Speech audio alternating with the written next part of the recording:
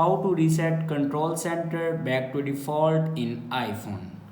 So let's start the video. First of all, if you want to reset your control center, then simply swipe down to your control center, and here you can not find specific option to reset your control center.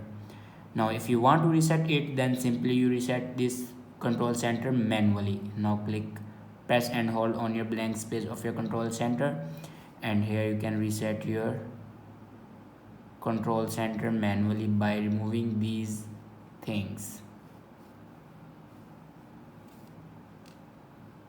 And if you want to remanage your control center, then simply swipe down to your control center and press and hold, and then click on add a control.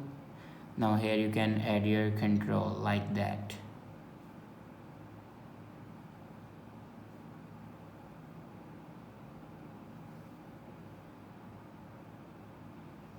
I hope this video is helpful for you. Thanks for watching.